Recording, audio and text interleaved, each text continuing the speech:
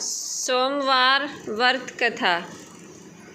पहले समय में किसी नगर में एक धनी व्यापारी रहता था। दूर दूर तक उसका व्यापार फैला हुआ था। नगर के सभी लोग उस व्यापारी का सम्मान करते थे। इतना सब कुछ संपन्न होने के बाद भी वह व्यापारी बहुत दुखी था, क्योंकि उसका कोई पुत्र नहीं था, जिस कारण अपनी मृत्यु के पश्चात व्यापार के उत्तराधिकारी की चिंता उसे हमेशा सताती रहती थी। पुत्र प्राप्ति की इच्छा से व्यापारी प्रत्येक सोमवार भगवान शिव की व्रत पूजा किया करते थे और शाम के समय शिव मंदिर में घी का दीपक जलाया करते थे। उसकी भक्ति देखकर माता पार्वती प्रसन्न हो गई और भगवान शिव से उस व्यापारी की मनोकामना पूर्ण करने का निवेदन किया। भगवान शिव बोले, इस संसार में सबका उसके कर्म के अनुसार फल की प्राप्ति होती है। जो प्राणी जैसा कर्म करते हैं उन्हें वैसा ही फल प्राप्त होता है। शिवजी द्वारा समझाने के बावजूद भी माँ पार्वती नहीं मानी और उस व्यापारी की मनोकामना पूर्ति हेतु वे शिवजी से बार बार अनुरोध करती रही। अंततः माता के आग्रह को देखकर भगवान भोलेनाथ को उस व्यापारी को पुत्र प्राप्ति का वरदान देना पड़ा।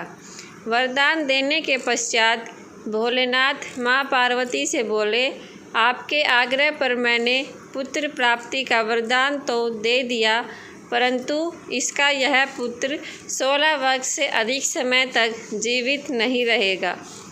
उसी रात भगवान शिव उस व्यापारी के स्वप्न में आए और उस पुत्र प्राप्ति को वरदान दिया। उसके पुत्र के 16 वर्ष तक जीवित रहने की बात भी बताई। भगवान के वरदान से व्यापारी को खुशी तो हुई, लेकिन पुत्र की अल्प आयु की चिंता ने उसे खुशी को ही नष्ट कर दिया। व्यापारी पहले की तरह सोमवार के दिन भगवान शिव का निधिवत व्रत करता रहा। कुछ महीनों के बाद उसके घर अति सुंदर बालक ने जन्म लिया। घर में खुशियाँ भर गई।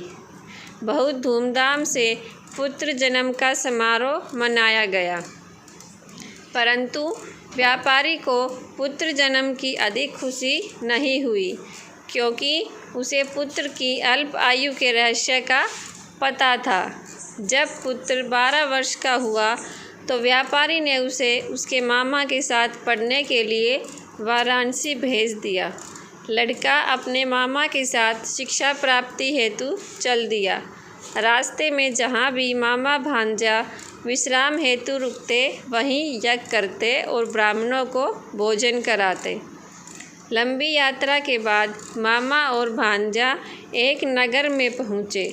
उस दिन नगर के राजा की कन्या का विवाह था, जिस कारण पूरे नगर को सजाया गया था।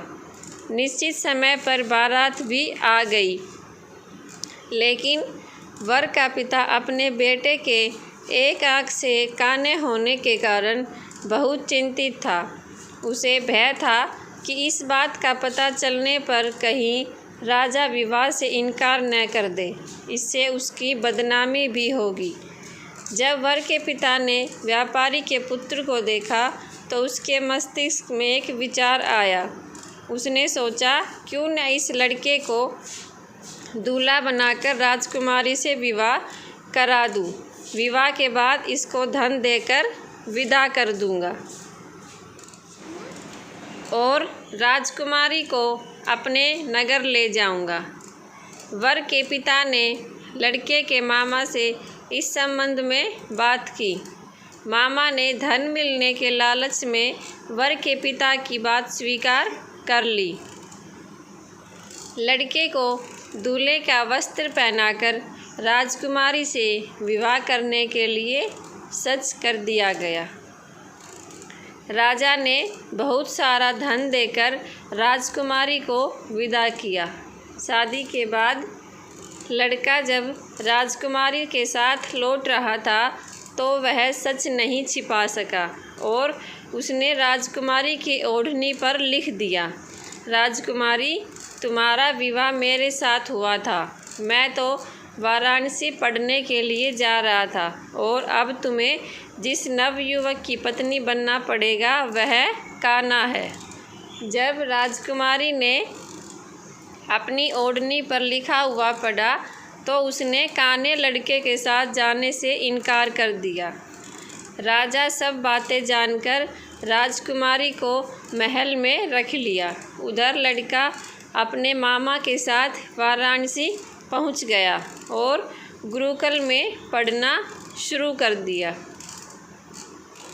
जब उसकी आयु 16 वर्ष की हुई तो उसने यज्ञ किया। यज्ञ की समाप्ति पर ब्राह्मणों को भोजन कराया और खूब अन्न वस्त्र दान किए। रात को वह अपने शयन कक्ष में सो गया। शिव के वरदान के अनुसार शयन अवस्था में ही उसके प्राण पखेरु उड़ गए। सूर्योदय पर मामा मृत भांजे को देखकर रोने पीटने लगा। आसपास के लोग भी एकत्रित होकर दुख प्रकट करने लगे। लड़के के मामा के रोने विलाप करने के स्वर समीप से गुजरते हुए भगवान शिव और माता पार्वती भी सुने। पार्वती ने भगवान से कहा, प्राणनाथ, मुझे इसके रोने के स्वर सहन नहीं हो रहे। आप इस व्यक्ति के कष्ट को अवश्य दूर करें। भगवान शिव ने पार्वती के साथ अदृश्य रूप में समीप जाकर देखा तो भोलेनाथ पार्वती से बोले, यह तो उसी व्यापारी का पुत्र है जिसे मैंने 16 वर्ष की आयु का वरदान दिया था। इसकी आयु पूरी हो गई है। माँ पार्वती ने फिर भगवान शिव से निवेदन कर उस बालक को जीवन देने का आग्रह किया। माता पार्वती के आग्रह करने पर भगवान शिव ने उस लड़के को जीवित होने का वरदान दिया और कुछ ही पल में वह जीवित होकर उठ गया। शिक्षा समाप्त करके लड़का मामा के साथ अपने नगर की ओर चल दिया। दोनों चलते हुए उसी नगर में पहुँचे जहाँ उसका विवाह हुआ था। उस नगर में भी यज्ञ का आयोजन किया। समीप से गुजरते हुए नगर के राजा ने यज्ञ का आयोजन देखा और उसने तुरंत ही लड़के और उसके मामा को पहचान लिया। यज्ञ के समाप्त होने पर राजा मामा और लड़के को महल में ले गया और कुछ दिन उन्हें महल में रखकर बहुत सा धन, वस्त्र आदि देकर राजकुमारी के साथ विदा कर दिया। इधर भूखे प्यासे रहकर व्यापारी और उसकी पत्नी बेटे की प्रतीक्षा कर रहे थे। उन्होंने प्रतिज्ञा कर रखी थी कि यदि उन्हें अपने बेटे की मृत्यु का समाचार मिला तो दोनों अपने प्राण त्याग देंगे। परंतु जैसे ही उसने बेटे के जीवित वापस लौटने का समाचार सुना तो उन दोनों की खुशी फूली ना समाई। वह अपनी पत्नी और मित्रों के साथ नगर के द्वार पर पहुंचा। अपने बेटे के विवाह का समाचार सुनकर पुत्रवधू राजकुमारी को देखकर उसकी खुशी का ठिकाना न रहा।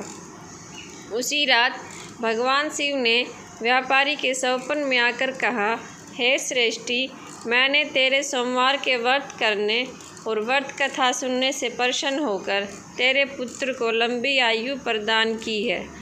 पुत्र की लंबी आयु जानकर व्यापारी बहुत प्रसन्न हुआ। सोमवार का व्रत करने से व्यापारी के घर में खुशियाँ लौट आई।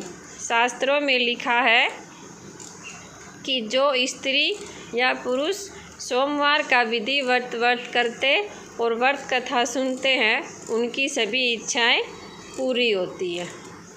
ओम नमः शिवाय।